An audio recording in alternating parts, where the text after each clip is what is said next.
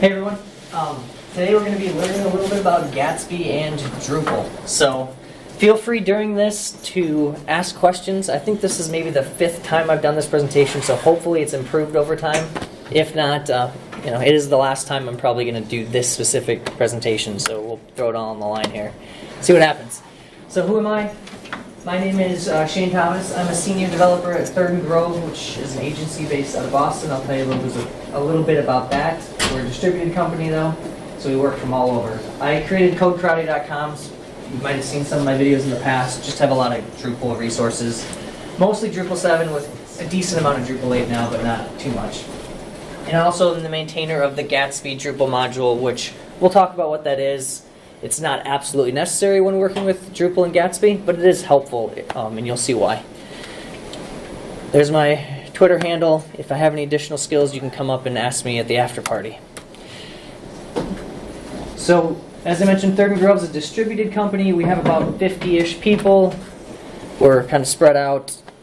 We do a lot of open source contributions. We have we sponsor a core maintainer catch at the company, so we try to give back to Drupal as much as we can. So we got through the introductions. That's a little bit about me. Let's talk about Gatsby and Drupal. And hopefully, if all goes well, we will get 3 live demos in, and hopefully, fingers crossed, none of them will fail. But we'll see. So, first of all, who here has used Gatsby at least a little bit, or played around with it? As of last night, yes. Okay, so about a third, so most of you haven't. Who here at least knows on the surface, they think they know what Gatsby is? Okay, about 2/3. So most of you at least have some familiarity, but I'll go through a lot of this stuff, so some of it might be review, some of it could be new to you. So Gatsby is a free and open source framework based on React that helps developers build blazing fast websites and apps. But that then draws the question, who here is familiar with React? Or at least has heard of React? Who here's built something in React? Okay, so React.js is a library. A lot of people will say React is a framework. It's not a framework, it's a library. So frameworks are a little bit more well thought out. This is just a library for building user interfaces. So we'll come back to that, but it's just React is a really good library for helping you build really useful user interfaces. You're also going to need to know, if you're doing anything with Gatsby, you're going to need to know what GraphQL is. And who here's used SQL to maybe query a database? Everyone, pretty much. So SQL is a query language for your database. GraphQL is a query language for your APIs. And it provides you a unified syntax where you can reach out to all different types of APIs in a single query. So you may, in one query, reach out and pull data from Drupal, pull data from a Shopify API, if you wanted to pull product data, pull data from Markdown files. Anywhere where you might need to go out and reach and pull data, you can use GraphQL inside Gatsby to pull that data in. And we'll get to see a little bit of that. We'll go through a lot of this stuff pretty quickly. You'll probably leave with more questions than answers, but I hope it gives you an idea of where you can start looking if you are interested in learning more about this. So there's a common misperception, and this is one, and I think it was bad branding on Gatsby's site at the beginning of when they first were created. Everyone thinks of Gatsby as a static site generator. You'll see it put up against other static site generators for comparison. So leave that misperception at the doors. Gatsby is not a static site generator. It is, but it's so much more than that. So a lot of people think, well, Gatsby's really great for static websites, but it won't really work for my website because I need something a little bit more dynamic. We're going to talk about why that's just a misperception.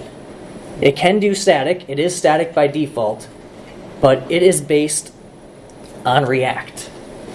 Anything you could build with a React app, you could build with Gatsby. I like to think of Gatsby as a framework for building React apps. You probably, if you have done anything with React, you've probably used Create React App before, right, to start your app. This just replaces that, in my opinion. If you are creating a React app today, I think you should either start with Gatsby or maybe Next, right? There might be a few other a React framework. you're probably not just using Create React App. You should use a more full-fleshed framework. And the reason is Gatsby allows you to build static sites and progressive web applications. So you get a lot of things for free. It does a lot of the default configuration for you, so you don't have to worry about things like setting up Webpack or other different types of Babel configuration. It just comes with all that baked in. It gives you performance optimization around image processing and intersection observer. So intersection observer is really cool.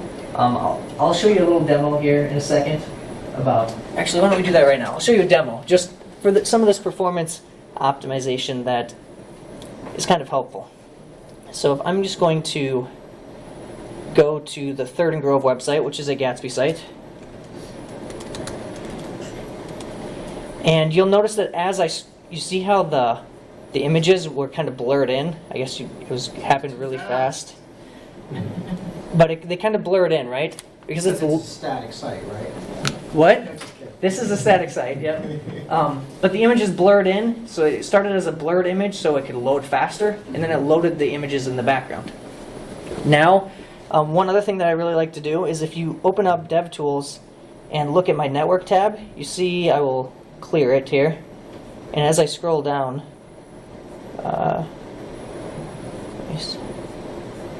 see how it just, as I scroll, things start firing? What it's doing is it's using intersection observer to realize when I'm getting to links on the page and is loading that in the background. And this is really powerful because I could go load the home page of a Gatsby site, scroll for a while, turn off my Wi-Fi, and I could browse the entire site for the most part. And anything that would be linked out to, it would now load and it's a progressive web app. I don't even need Wi-Fi anymore. Which is kind of cool. And it's a pretty expansive ecosystem, so if you like Drupal modules, if you're from the Drupal world, and you like piecing Lego blocks together, they have a really good plugin ecosystem, a theme ecosystem, a starter, which is kind of like an installation profile ecosystem. So it's going to feel somewhat similar. Again, you're going to be writing JavaScript, but you have kind of that, I like to think of them as modules as kind of like Lego blocks. You piece together Drupal sites, right? Well, plugins and themes in Gatsby allow you to do the same thing. And then there's the unified GraphQL layer, which allows you to pull content from all over the place. So this brings up a question, but isn't my current CMS good enough? What's wrong with Drupal? Why do we need this? Why is it important? And the answer is Drupal's pretty good, right? Drupal's been good to me. It's probably been good to a lot of you. You can build a lot of really complex things with Drupal. And I'm not telling you that everything that you do in Drupal you should now, completely get rid of, because there are some use cases that are still probably a lot better just to build as a normal Drupal site. But I am arguing if you or your clients care about performance, care about security, care about building a website that feels intuitively like an app and feels, if they're using it on a touch device, they're using it on a desktop browser, just feels fast in every way that's important, then Gatsby could be a really good solution. And you can still use Drupal. I'm not telling you to get rid of it. Drupal can still be used for the things that Drupal is really good at, which is structuring content, which is content moderation, which is allowing content editors different roles for managing their content. Things like that Drupal thrives at. All Gatsby does in this case is gets rid of the front end of Drupal and says, okay, instead of using Twig and PHP, we're just going to use Gatsby. But we can keep all the stuff we like about Drupal. That being said, there are still projects you probably would still want to use Drupal on. But for especially anything that you consider maybe like a marketing site, something that has a lot of static content, Gatsby is going to be a great fit. And then as your team gets more familiar with it, then you can start to look at taking on more ambitious projects, potentially, where you have user authentication and e-commerce and other things. But I would recommend starting small, and hopefully you'll be convinced, kind of like I am, that Gatsby's pretty cool. So if you want to use Drupal as your backend for a Gatsby project, what do you need to do? Install Drupal, turn on JSON API. That's it. Nothing else. So you don't have any complex configuration for setting up Drupal. If you want to use Drupal as a backend, you install one module that comes with core, and it's going to work. In order to install Gatsby, it's pretty easy. You install the Gatsby command line tool first, then you run Gatsby new project, you cd into the directory, and you install one plugin using npm or yarn, which is just like Composer, but for Node.js projects. And that's, for the most part, all you need to do to get started. Then you simply configure your Gatsby project to pull in content from your Drupal site. So you just essentially point it at your Drupal site and it's going to work. Now, there are a few different things that we're going to talk about today, and I'm going to show you some code. If you haven't done a lot with modern JavaScript, don't be worried, because when I started this, I had done a lot of jQuery type stuff. To me, JavaScript and jQuery was pretty synonymous, because most of the JavaScript I did was in Drupal, right? Just use Drupal 7 or Drupal 6 and jQuery. So I didn't understand the syntax of a lot of the modern JavaScript. So it's going to look a little like weird JavaScript to you probably. That's okay. If you start to see it more, and then you start to do some research on some of the new things that came out, kind of really starting in 2015 with modern JavaScript. ES6 is what you've probably heard the term, or now I think they're calling it like by year, so it's ES 2018 for last year, for instance. But there are new changes to the JavaScript library, or JavaScript language, excuse me. But there's a few things we're going to talk about as far as important things before we look at this code. So there's a Gatsby config file. This is simply where you enable your plugins, can add configuration data. It's kind of like what you would use the admin UI to install modules or configure modules. So it replaces that part of your configuring a Gatsby site. So if you adding a new plugin, you're going to use Gatsby config to add any configuration data for that. Gatsby node runs at build time. So I did mention that Gatsby still is a static site generator, right? At build time, it's going to run this Gatsby node file, and it's going to pull in content from all the different places you tell it to, and you're going to build those static pages. Now, when you actually go to your page, you're going to be able to use anything that React allows you to use, but just keep in mind at first it starts static, and then you can add dynamic elements to it. And then we're going to show some GraphQL, which is what's actually used to go out and get the data, and we're going to look at some React components. So, before we look at code, if you do want to see an actual step-by-step example of how to do this, I think I have maybe 10 or 11 Gatsby videos on codekarate.com that walk through like how I built a Gatsby Drupal site from beginning to end. It's pretty basic stuff, but it's like it'll be step-by-step. So there's 10 or so videos that would help you if you really want to do this on your own, and you don't the documentation's great on the Gatsby site, so you could probably just follow that. But if you want to visually see it, it's a good resource. All right, so let's live a little dangerously. We're going to try this. I don't want to jinx it, but I've never had a massive demo failure since I've been doing these talks, so now's about time. Oh. Yeah, knock on wood. Wow, that is just asking for it. Well, I did say I like to live dangerously, so we're going to see what happens. Okay, so let's take a look first at the actual Gatsby site. And I think I have it up right here. So the Gatsby site itself is nothing too crazy. This is pretty much what you get when you start new Gatsby site. I have an articles list here that's just pulling articles from a Drupal site. And if I click on it, it brings me to an actual article page. So really basic, simple implementation. I have a Drupal site here, which is just the Umami demo site that you can install with Drupal. And it has some content. And some of that content includes some articles. Right? So that's pretty straightforward. But let's look at how it's actually doing that.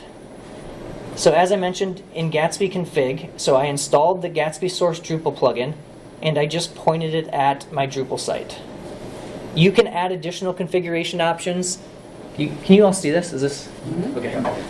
You can add additional configuration options to make sure, for instance, you wanted to use a specific user to pull the content because you didn't want the content to be public, for instance, or there's additional options if you go to the Gatsby source Drupal page on the Gatsby documentation.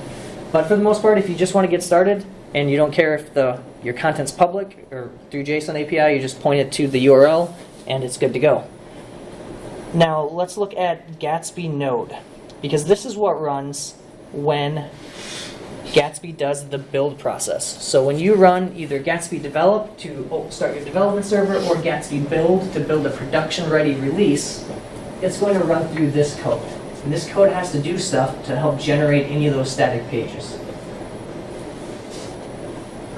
So you can ignore some of the pagination stuff. But for the most part, what we're doing is we are calling something called create pages, so we're creating a variable called create pages, and we're doing something that is going to go out and pull data from our Gatsby or our Drupal site. So this is what GraphQL looks like, and it looks a little strange. But if you kind of follow along, all I'm saying is I want to get all the node articles from Drupal. I want the nodes. I'll take the ID, the title, and the path alias.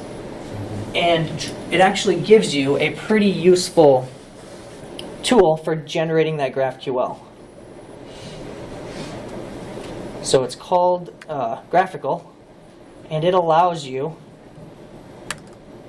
to What see. gives you this tool? This is Gatsby? Yep, when you run Gatsby Develop, Yeah. it's going to launch your site locally as well as give you this tool.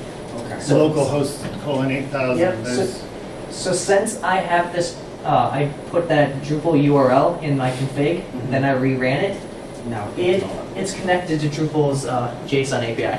The way it actually works is technically when you run Gatsby Develop command, it actually sucks in all the content from JSON API into, I believe, a React Redux data store, and then so it's all actually pulling this content locally. I think that's how it works, but essentially I can pull anything from my Drupal site here.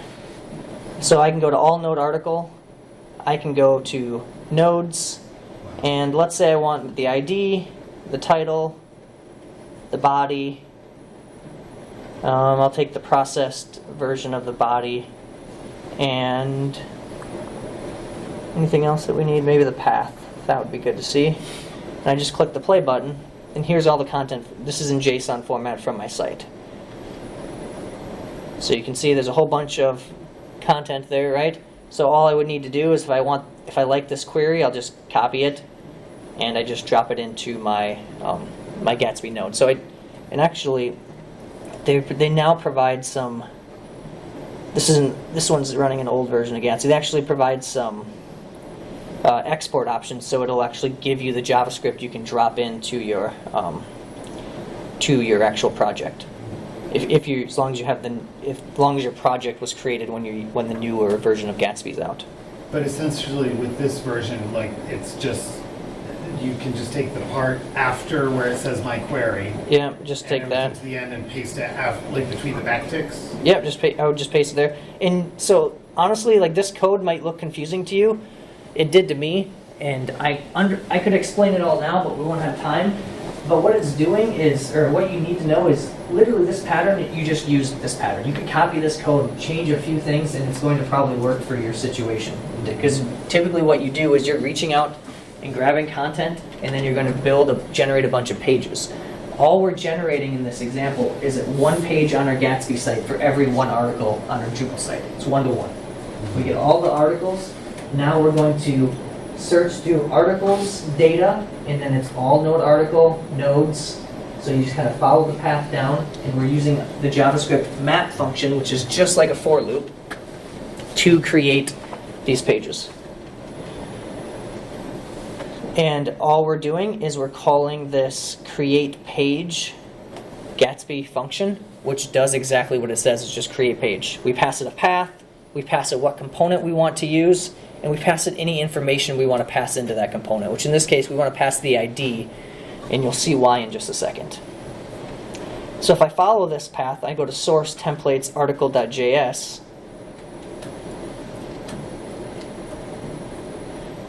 you'll see, we'll start at the bottom. I have a GraphQL query here as well. So when this page gets generated, every time a Gatsby generates a page, it'll look to see if you have GraphQL, and it will run this. All this is doing is it's taking that article ID I passed in, and it's pulling additional information about that article, because I need to know what the body text is, I need to know the image.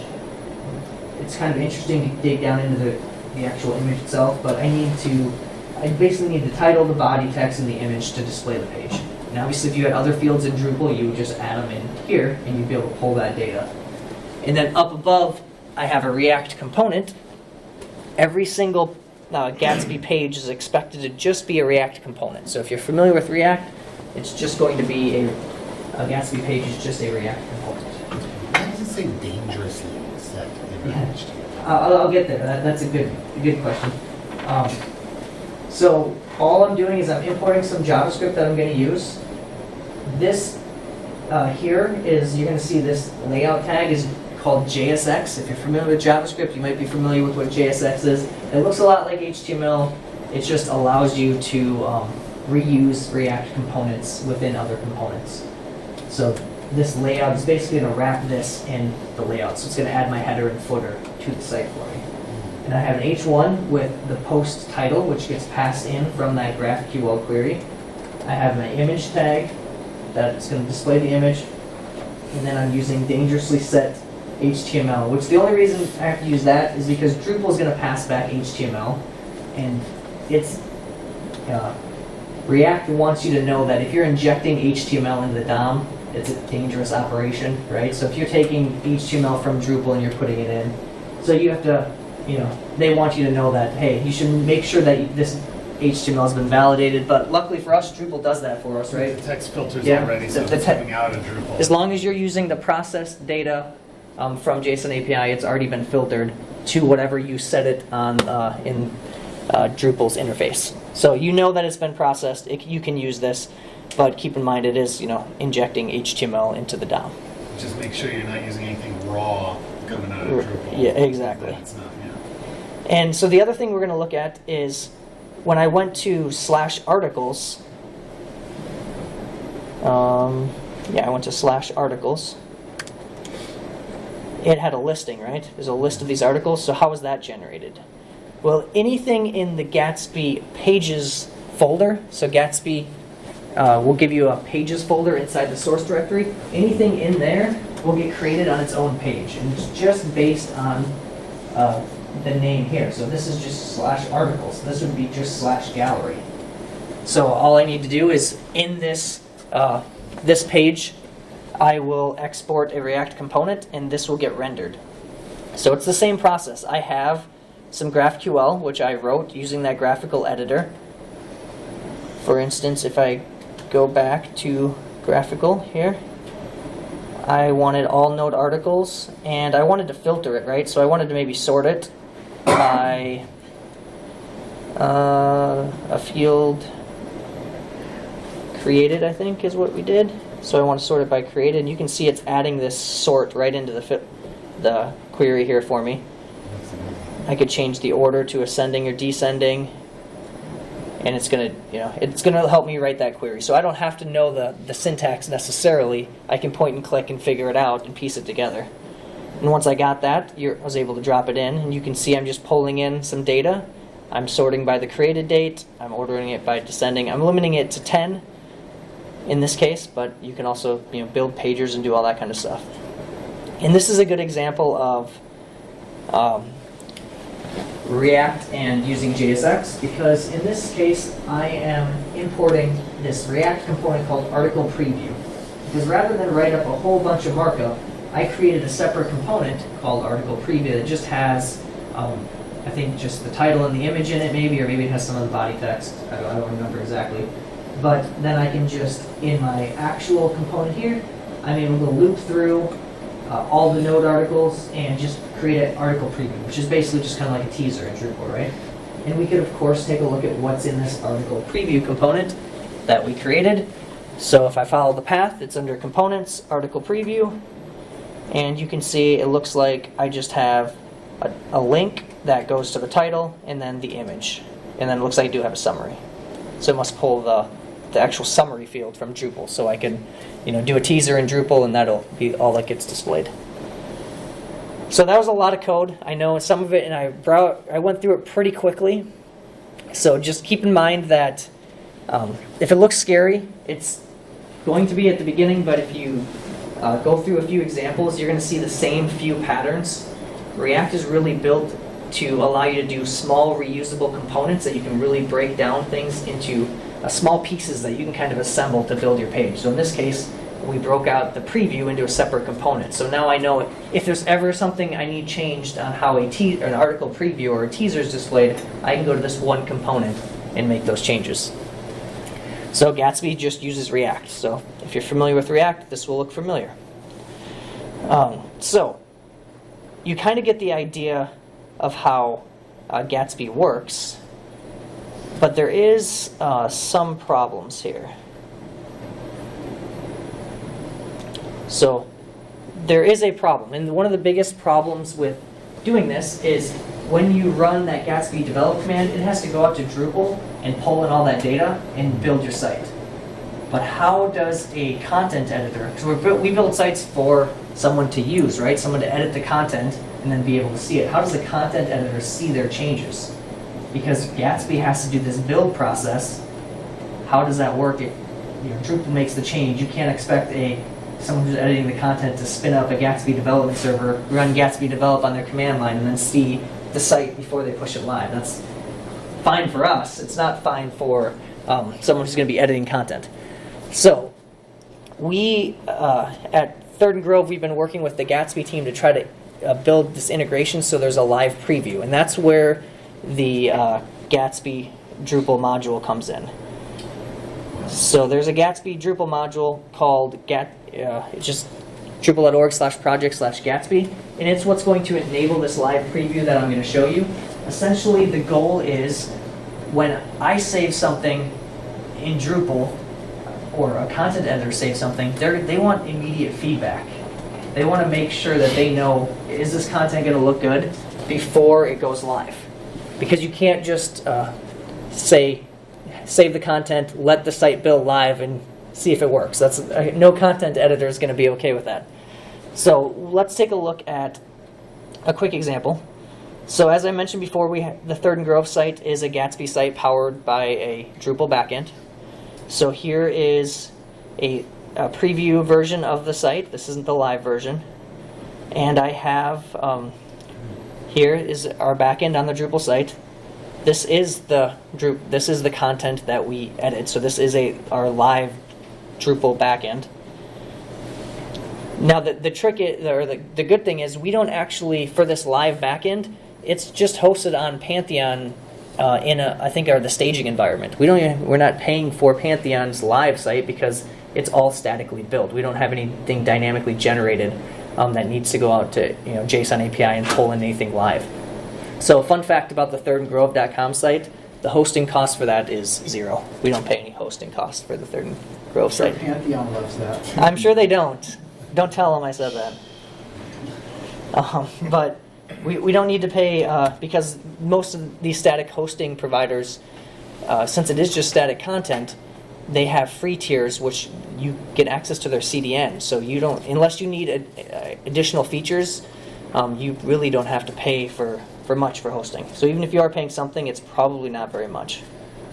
So let's assume I just want to change this, and we do have live preview running. I want to make sure I do change it back when I'm done. So I'm going to save this, and all I did was save the color. So here, I saved that page, but I need to actually be able to see it. So if I go to the preview, you can see it's obviously changed. And I'll show you another example here in a minute, but let me just change it back so if they do deploy, they don't wonder why the article actually changed. So as soon as it saves, you can see, and I could pull that up side by side, and you'd see that basically right after the page saves, it changes in Gatsby, right? So it reloads it. Yep. And I didn't have to refresh the page. It's live, so it hot reloads any changes. So how to set that up is pretty simple. All I did was download the Gatsby Live Preview module, which the new version requires JSON API extras, but that if you use Composer, that'll just come along with it. So Composer require Drupal/Gatsby. I go here and I drop in a URL to my preview server. Now there are two options for creating this Gatsby preview server. One option is if you want to run this locally, if you just want to run this on your own Gatsby development server, maybe you have a server you want to use, or maybe you just want to run it locally on your machine, it'll work. All you need to do is make sure that when you run that Gatsby develop command, that your Drupal site can talk to wherever your Gatsby development server is running, over port 8000. Which means if you're running it locally, you know, I can't, if you're running a local Gatsby development server, you can't send me a URL to get to that. So you might have to use a tool like ngrok, or there's other tools that allow me to tunnel into your machine. But if you had that URL, if you used ngrok, for instance, you could paste that URL in, and you could run a locally version of this live preview. Now the other option is, and I'm really happy that it's recently changed, but you can go to gatsbyjs.com and you can create a Gatsby Cloud preview account.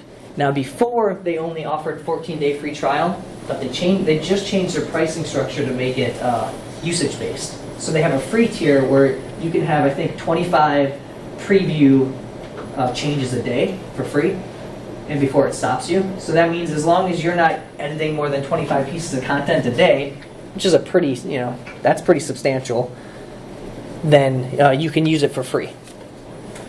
And I don't know how it counts those preview changes, so you might have to look into that. But essentially it is, you can at least get started for free, and it's not going to stop you after so long, which is good news. So all you need to do is here, as long as my Gatsby project's uploaded to GitHub, either public or private, doesn't matter, I just click Create New Site on my account, select that project from like the GitHub integration, and I have Gatsby Live Preview, and it's going to give me, I don't remember which one it is, but you can see it gives me just a preview URL. All I did was create new site.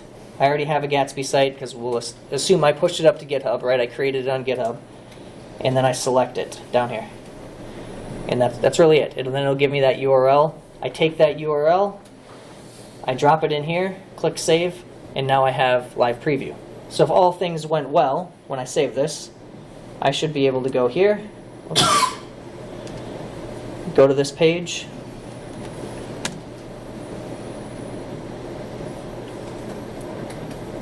and if you remember /articles, right?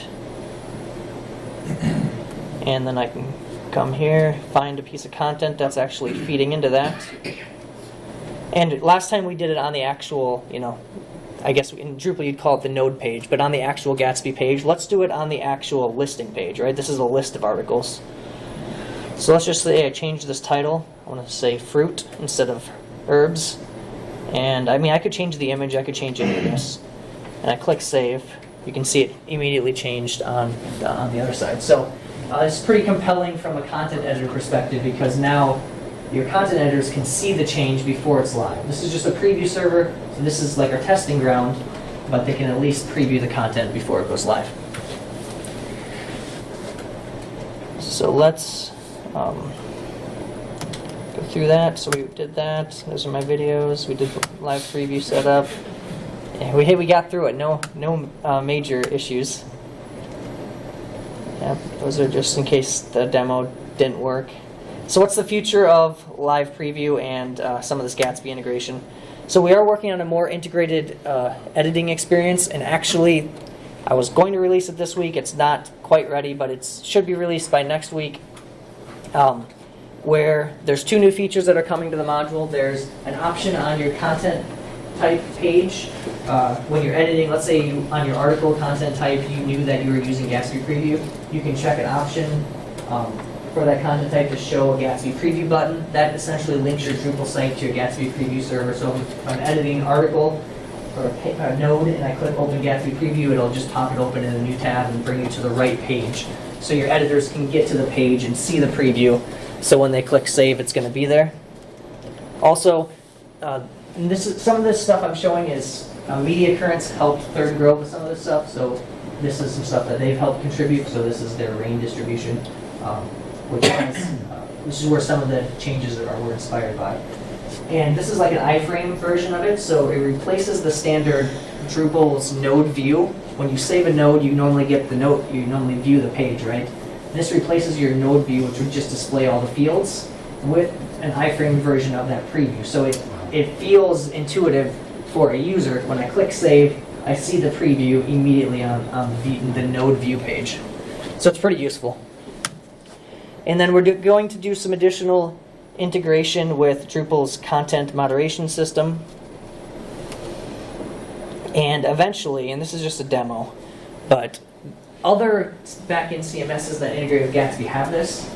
We want to get it Drupal there, and you can see the title field's changing, live preview's changing right here in the preview server. So this is a demo that we did have working, but there's still a lot of work that has to be done to make it actually usable. And essentially that would mean that as you're changing content on the Drupal site, you could have your Gatsby preview pulled up and you could see it live. Now, the next iteration of that is we want to have it so inside Drupal's editing interface, there's an iframe preview in a separate column. So you might click edit, you have your fields, you have, this would be replaced maybe with the preview, and it may be more of a mobile view, but you'd essentially be able to see the preview as you're building out the page. So that's the next iteration, and there's still going to be a lot of time until we have that ready.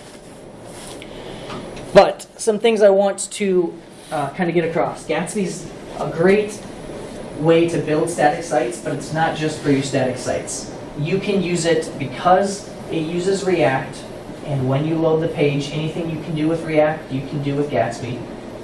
You can use it for dynamic content. It's really performant when compared with Drupal because if you think about it, you have to work really hard in Drupal to try to get your site as static as possible. How do you do that? Well, you layer caching. You might have views cache and page cache, and then you put varnish in front. And you're putting all these layers of caching, adding complexity, just to try to get your site to be static. Now, let's imagine from the Gatsby side, it flips it on its head. You have to work really hard to make a slow Gatsby site, and the reason is, by default, it's static, and you can just add the dynamic elements you need. So you might need, let's imagine we're building an e-commerce site. If you think about an e-commerce site, 90% of product pages are static. They don't change that often. So you could build it in Gatsby, but let's imagine we need the price. The price could change based on if you're having a sale, if customers enter a coupon. So perhaps the price would just be a React component that gets loaded when you load the page. But everything else on the page is completely static. So your page load time is incredibly fast, but you're still using the dynamic elements you need on the site. And it could work for, let's say you had a weather widget on your site, and that needed to be dynamic to pull the live weather. Well, that would just be a React component. The rest of the page could be completely static. So you need the Gatsby source Drupal plugin on the Gatsby. If you're building a Gatsby site, all you need to do is point it at your Drupal site with JSON API enabled, and you can pull content in from Drupal and get it into Gatsby. And then GraphQL is what it allows you to query data from Drupal or any other service provider, Shopify, whatever else you might need to pull data from. As long as they have a source plugin in Gatsby, you could pull data from it. And you can pull it in the same GraphQL query. So I could pull in one query data from 10 different sources if I wanted to. And then you display your pages with React components. So as long as you know, React, it's going to feel pretty intuitive. And so if you do or are interested in helping out, feel free to test out live preview, report any issues. It's still not perfect, but it's getting pretty good. There are multiple agencies using it and helping contribute.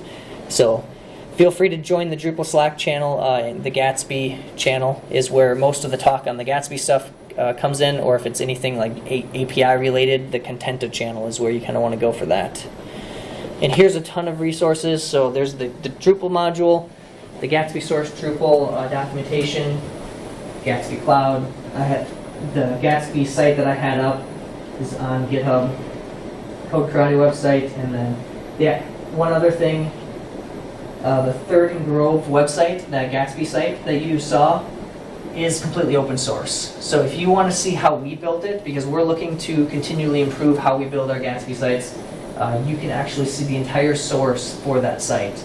And it's a pretty good site. If you run Lighthouse on that Gatsby, or on the Third and Grove site, it's going to score 100 in performance. So it's 100 performance on Lighthouse. And by default, if you start a new Gatsby site, I think production build of a basic Gatsby site's in the 90s for performance. So if you run a Lighthouse score, you're going to score pretty good. And as long as you keep an eye on it when you're building your site and you're not loading, huge or 10 different huge fonts or something, you should be able to score a 90 or an 85 or plus with a Gatsby site without having to do hardly any work. I was talking to a guy who runs another web agency in the Midwest, and he was upset when his Gatsby score dropped from 99 to 93 because his client needed a chat widget, and that was causing that caused him to drop like 7 points in his Lighthouse score. But he still was in the 90s, so I told him he's probably going to be okay.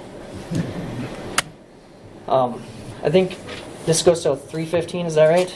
Or did I go really fast through this? Or 4:15, sorry. So we got about 4 minutes for questions, 5 minutes for questions. So, yeah. I'm editor, I've edited, I've previewed it, it's awesome. How do I... Great question. That's an awesome question. So, I showed one half of the puzzle, right? Because you need an actual production website. So, there's more that's coming on this front, but the typical way that I would set this up is you have a Drupal site. That's something that only your content editors need to access. None of the site users ever access the Drupal site. You have a preview server that your content editors will view and preview their changes. And then on the Drupal site, you'll use the build hooks module. And what the build hooks module will allow you to do, and I think I might have it up here, actually. Yes, okay. So the build hooks module, it keeps track of my changes for me. And you see right here, Netlify prod. I have a production version of this site on Netlify. It says I have 7 changes. What's changed? Well, it tells me right here. These are the 7 changes that have changed since I last deployed.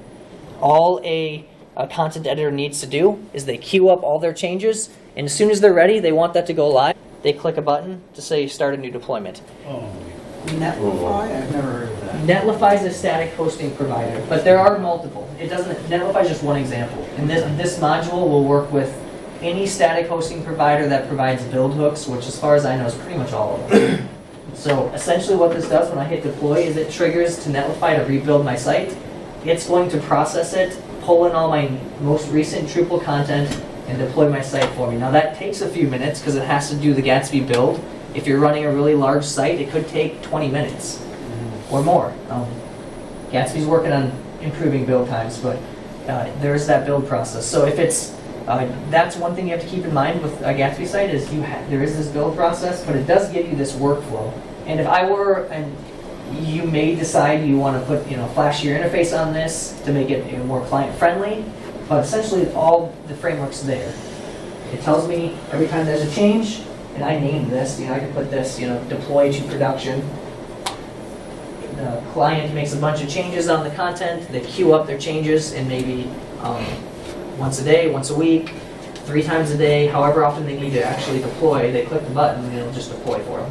And when you said you get billed by the change on the Gatsby server, this is what you mean? So This is considered a change. So, no. In this case, no. You get on the Gatsby live preview. Anytime I change content, it sends it to. So when I change the title of that page, and then I can immediately see it, that would be one live preview request. Okay.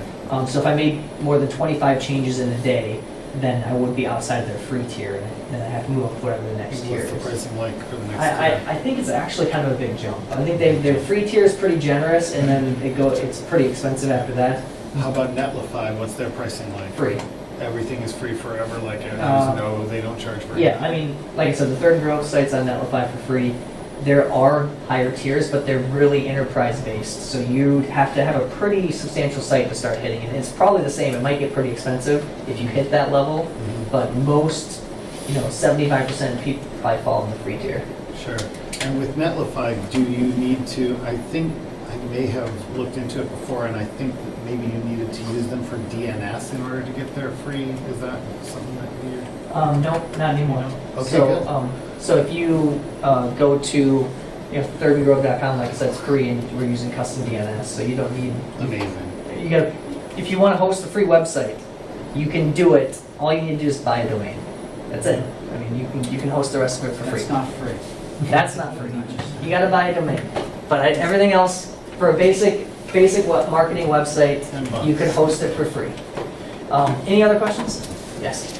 For the live preview, could you run something in Lando, running Node, and Yes. use that to pull from your local site? Yes, you'd have to set it up, and there's an issue in the Gatsby Drupal module issue queue for someone wrote an article for Doxel, I think, or maybe Doxel. So it is possible to do it all inside Docker containerized environment. I haven't done it that way. I usually run Gatsby locally and have my Drupal site in Lando or something, but you can do it. It just would need to be set up correctly. You gotta get the networking right. If the networking is right, you could run them simultaneously. Yes. I'm the one who wrote that on Doxel. Okay. There you go. Nice. Yes. So, 2 questions. Have you had to deal with multilingual sites at all yet? And what's the experience there? And I have not, no. And I know, Gatsby supports it. It's just, it'd be some work. You'd have to go through, there'd be probably a learning curve process to do it.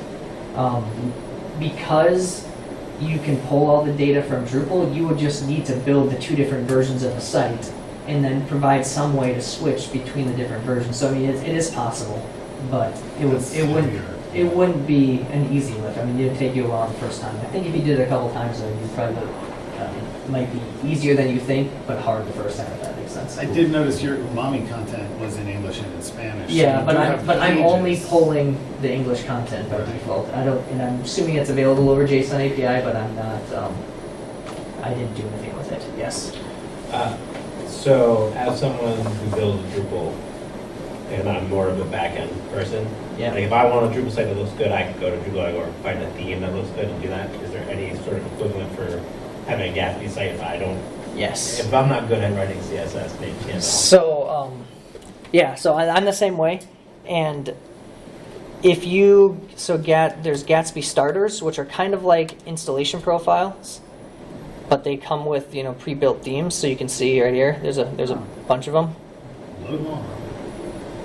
And that will come with kind of pre-built. And there's also something called Gatsby. So a Gatsby starter I would consider like a Drupal installation profile, think of it like that way. A Gatsby plugin is kind of equivalent, in my mind at least, as like a Drupal module. A Gatsby theme is not equivalent to a Drupal or WordPress type theme. It's more of a feature set that can be added together. So you might have a theme for e-commerce, a theme for a blog, and me as a Gatsby site builder, I might say, I want a Shopify e-commerce site added, so I'm going to download the Shopify theme, and I want a blog added, I'm going to download this fancy blog theme, and it's composable, meaning you can stack them on top of each other, which you can't do in Drupal, right? You can only have one, I mean you can, but you only have one theme getting displayed at one time, right? But it's more like a feature set. All right, we're 4 minutes over. If you do have any other questions, feel free to stop by and talk. I'll be at the after party too, so if you stop there, we can chat Gatsby. Thank you. Thanks. You hit the red button, I think.